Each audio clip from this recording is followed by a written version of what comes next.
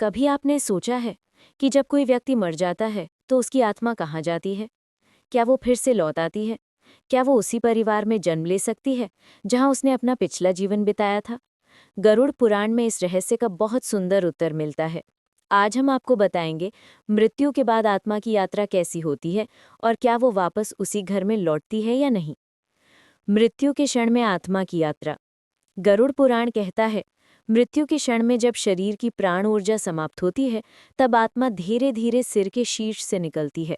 जो व्यक्ति पुण्यात्मा होता है उसकी आत्मा प्रकाश के मार्ग से निकलती है और जो पापों से बंधा होता है उसकी आत्मा अंधकार में मार्ग में भटकती है। जैसे ही आत्मा शरीर छोड़ती है वो कुछ क्षणों तक अपने घर और परिवार को देखती है। वो रोने वालों की आवाज़ें सुनती है, अपनी देह को जलते हुए देखती है, लेकिन कुछ कर नहीं पाती। ये क्षण आत्मा के लिए अत्यंत पीड़ादायक होता है। यमलोक की यात्रा। गरुड़ पुराण के अनुसार मृत्यु के 13वें दिन के बाद आत्मा यमलोक की यात्रा पर निकलती है। यमराज के दूत उसे लेकर जाते हैं। ये यात्रा 17 दिनों तक चलती है और आत्मा अपने कर्मों के अनुसार रास्ते में सुख या दुख भोगती है। यमलोक पहुंचने पर आत्मा का न्याय होता है। जिसने अच्छे कर्म किए हैं उसे स्वर्ग मिलता है, जिसने पाप किए हैं उसे नरक के कष्ट भोगने पड़ते हैं। यहाँ तक कि आत्मा को बताया जाता है कि अगले जन्म में उसे कहाँ और किस रूप में जन्म लेना है। कर्म और पुनर्जन्म का संबंध। गरुड़ पुराण स्पष्ट कहता है, यथा कर्म तथा भवति, यानी जैसा कर्म होगा वैसा जन्म मिलेगा।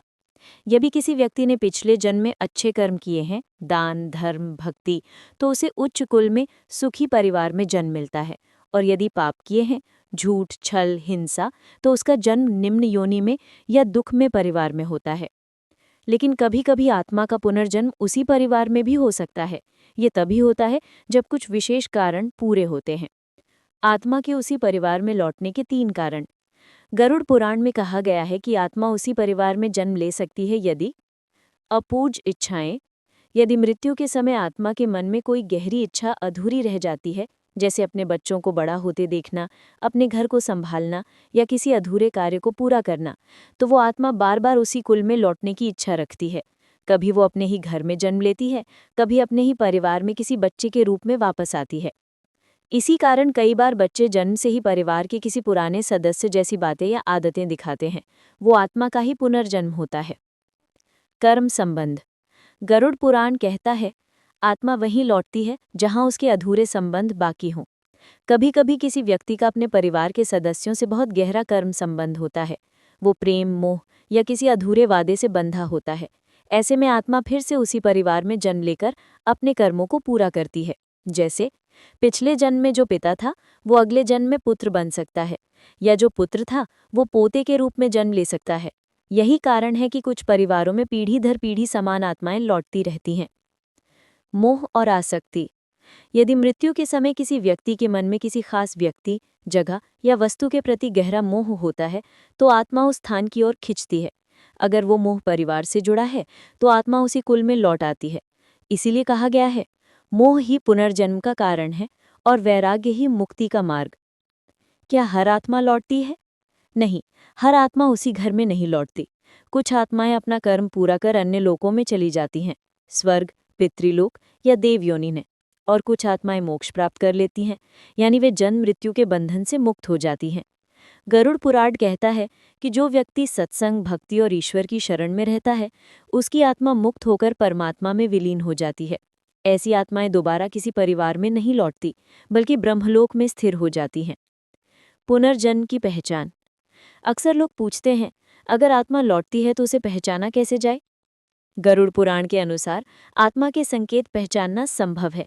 जैसे छोटा बच्चा अचानक किसी पुराने स्थान या व्यक्ति को पहचान ले, या उसकी आदतें, बोलने का तरीका, डर या पसंद नापसंद पुराने किसी व्यक्ति से मिलती जुलती हो। कभी कभी बच्चा कह देता है, मैं यहाँ पहले भी रहा हूँ। ये सब आत्मा के पुनर्जन्म के संकेत हैं। आत्मा का लक्ष्य मोक्ष। गरुड़ पुराण अंत में कहता है, जन्म मृत्यु का ये चक्र तब तक चलता रहता है जब तक आत्मा अपने सभी कर्मों का फल नहीं भोग लेती। लेकिन जब आत्मा ईश्वर की भक्ति में लीन होकर अपने कर्मों से ऊपर उठ जाती है तब वो इस संसार से मुक्त होकर मोक्ष प्राप्त करती है। मोक्ष का अर्थ है अब उसे ना कोई जन्म लेना है, न मृत्यु का भय है। वो सदा के लिए परमात्मा में विलीन हो जाती है। अंतिम संदेश।